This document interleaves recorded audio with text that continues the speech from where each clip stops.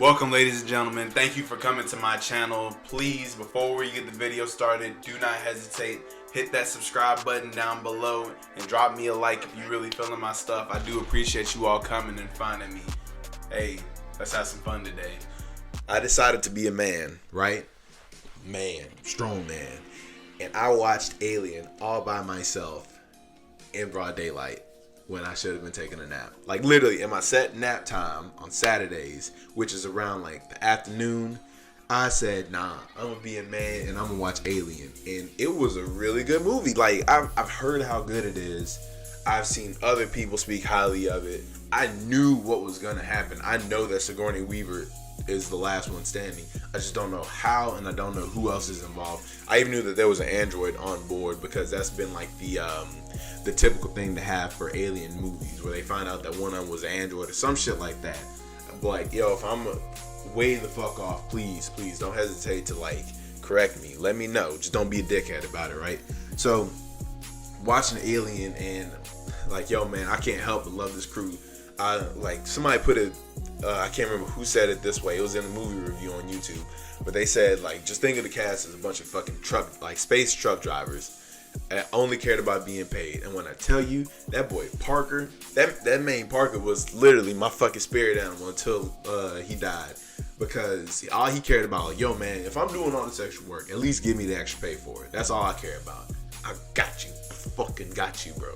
And it wasn't until the way he died, man, look, not some of the deaths pissed me off, but I'm not gonna lie. Brett, I think that's his name, it was Brett. He's the dude that went looking for the cat. Fuck that fucking cat.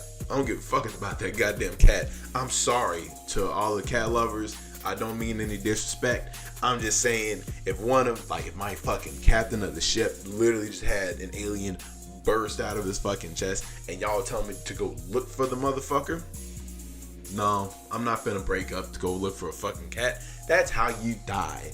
And guess who died? Coincidence? Nah, we don't think so around these parts. And then let's go ahead and just keep pushing on the death train. So he died like that.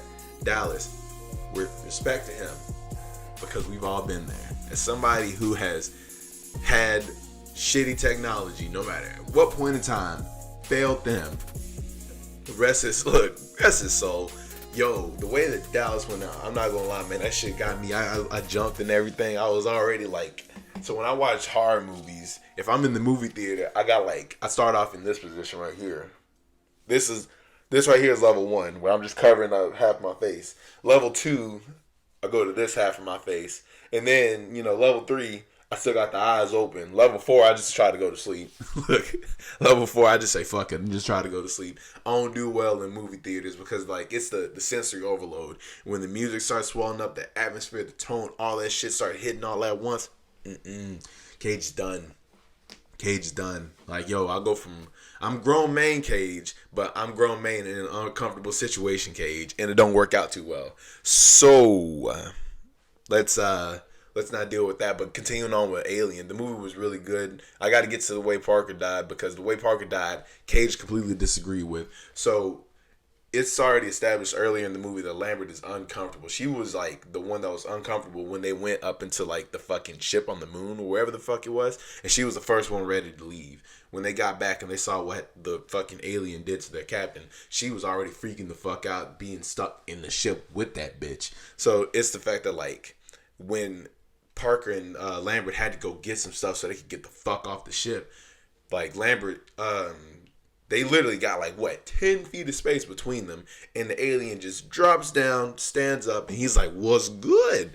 And this yo, bless her heart, Lambert, I understand. She got scared. She couldn't move. She was frozen. Parker had the incinerator locked and ready to go. All you had to do was move 4 feet to the left or the right, your choice, and she didn't want to move.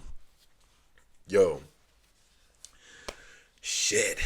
Bless his heart, because I don't know, for some reason this boy Parker really thought, yo man, now's the time for me to go ahead and save this life. And he said, I'm gonna go German suplex a fucking alien. Man, look, I would have said, sucks, like lit that bitch off real quick. I'm sorry, yo man, sacrifices. Because like, yo, that thing is big as shit. I don't know how fire works, obviously, but if I'm lighting something that's big as shit up, like say one of these big ass lights that I got on top of me, and its back is to me, I'm gonna light that bitch up, light it up, and it should just hit that.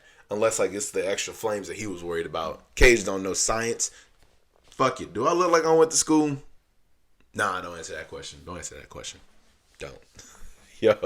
So, watch Alien. Alien was really good. I went ahead and found Aliens on HBO Max. I'm going to try to watch that. I might watch that tonight. We'll see how I feel after work and after basketball. Yo, so let me get to the TV shows. So, another show that we ended up watching was a show called Monsterland on Hulu.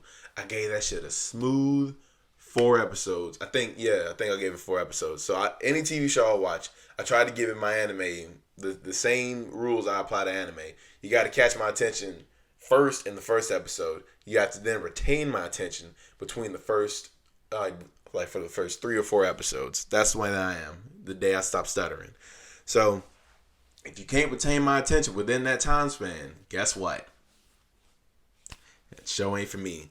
And when I tell you, that show could, like, it would have my attention for the first 35 minutes because it's hour long. First 35 minutes, I'll fall asleep by the end of almost every single episode. And, like, I don't want to say the first episode didn't even have shit to do with monsters. The show marketed monsters and have shit to do with monsters. I guess the mom was fucked up. The whole episode was about the mom being pissed off that, her daughter was a rambunctious child. So she dropped that bitch off by the end of the episode. And I guess there was like face stealers or whatever. I don't fucking know. The only episode that like made me uncomfortable or anything, and this is why I say like look, my attention span was so short, so I was tired and I fell asleep early in the episode. And this is the episode with the kid from Ozark, the one that's fucking Ms. Langmore, bless his heart. So he's I don't know what the fucking situation was. All I know is when I woke up, a fucking shadow was just staring at him in the fucking corner of the room. And that shit was as clear as goddamn daylight. And from my experience, that fucked me up. That made me jump. I wasn't ready for it. So I'm going to go ahead, before I jump into like a whole nother segue, let me go ahead and finish the Monsterland thing because I only got through 4 episodes. I think the next episode I watched, or maybe it was 3, the next episode I watched took place in New Orleans. And this one was so fucking all over the place because I really couldn't tell what was going on. Somebody way smarter than me, do not hesitate to let me know what the hell went on, because in the 3rd episode, it was like set in New Orleans. And I guess like the lady was married to this man. The man turned out to be a rapist, and I'm about to say all his victims started coming out and exposing him. And while all that's going on, there's a dude outside with a trumpet, or I guess like a demon monster, whatever the fuck it is, outside with a trumpet that's stalking the wife. And the wife is trying to like get rid of him, ask him to leave. He attacks her, so she tries to hide from him, and all she hears is the trumpet blaring out the windows when she goes back in the house. So she stabs herself in the ears to stop hearing it, and then she still ends up hearing the trumpet anyway.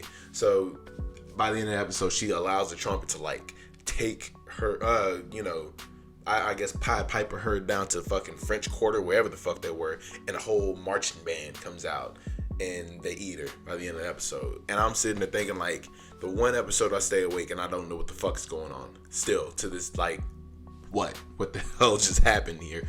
Yo, so what the fuck did anything in the first 30 minutes of the episode have to do with anything in the last 30 minutes? Somebody way smarter than me in the comment section, please communicate. You can give me one of them long ass paragraphs. You know how much I crave interaction. Just be nice to me. I'm new at this. Please be nice. Yo, so that was Monsterland. So the reason why I did want to just completely segue into the next one is because it kind of has to do with another TV show. I didn't watch this Halloween season, but I saw previously. I don't know if it's still on Netflix, but it was a show that was called Haunted, where it was a documentary format type of show where people would just sit down and they would just talk about the stories of them being haunted by something. And I don't know if anybody has heard this terminology before. This is a terminology I've heard here in the South, called being witch road. And the actual term for it is sleep paralysis. That's not how it feels. That shit right there. If there is, man, look, that's the scariest shit I have ever felt in my life. When you just wake up, like your mind's awake but your body can't move and you're just stuck there. The last time that shit happened to me, it was like something just was sitting on my chest, and all I felt was like something just crawl up my spine. Like while that happened, that was like when I was in the that was when I was a senior in high school. The actual last time that shit happened to me was when I was at Jacksonville, Florida. I was living in Florida at the time. Well, I'm in Florida, but I was living in Jacksonville, Florida at the time, and I just remember fucking. This is how creepy it was. So it just activated. I don't know how. I was getting good sleep before that, and it just came over, and I couldn't move. I was freaking out. I was hyperventilating, and then all I felt was just something just slowly just sit up right here and look at me, and just stared at me the whole time. That motherfucker just like watch me right there, struggle to breathe, struggle to move, all that, and just watch me. And then after fucking torturing me like that for like it felt like an hour, like it just released. And man, I was fucked up off of that. I was so fucking scared after some shit like that. Whew.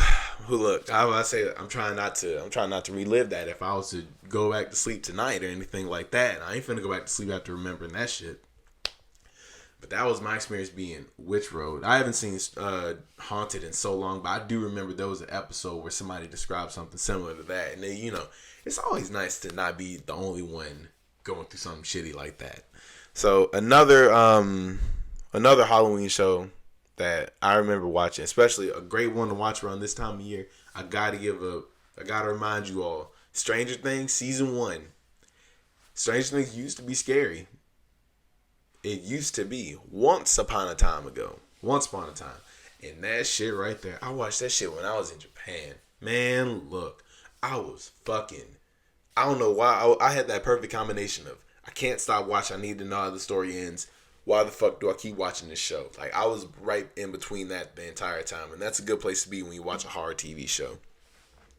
For some reason, I was like, yo, I gotta go back. I gotta watch another one. Because it's something about, like, I think it was between like the charisma, the chemistry of the kids, the writing of the show, and fuck. Look, this shit is like fucking with me. What the hell is that goddamn thing? Like, I need to know what the hell is going on here. And yo, I gotta give it to that show. That shit really was scary. Because like, yo man, the way that the tension would build up, the music was swell. I think the scene that fucked me up the most was the one with the Christmas lights in the first season. That shit right there had me, look, my fucking heart sank. Whenever I get scared watching like horror movies, if it's a jump scare, like it depends on the tier of the jump scare. Cause I straight up did not watch Insidious. I heard Insidious at a watch party. I didn't watch Insidious cause I'm smarter than that. Why the fuck am I about to fucking sit here and get scared in front of all these people? So I watched that shit like, at 10 degrees. So I couldn't see the movie, but I saw everybody else's reaction. I knew not to fucking watch it. But when it comes down to watching fucking Stranger Things, man, look, I was in there by myself. I had my handy dandy blanket covered up all over me, posted up, chilling, like a motherfucking villain. And man, look, I made it through the first season. I knew whenever 11 was around, everybody was safe until the end when 11 left, and then they weren't safe. But then she showed up. We know how it ends. It's like fucking 3 seasons out in total now, and the 4th one about to come out. I heard it's the last season, but we'll see how it plays out. I hope it's better than the previous 2, because the last 2, they weren't terrible. They just weren't like, they're not the reason why I joined the show. I watch the show now because I just like my boy Dustin and Steve are the best fucking characters in the show. You can't tell me those 2 ain't the motherfucking ones. So let's go ahead and push on. So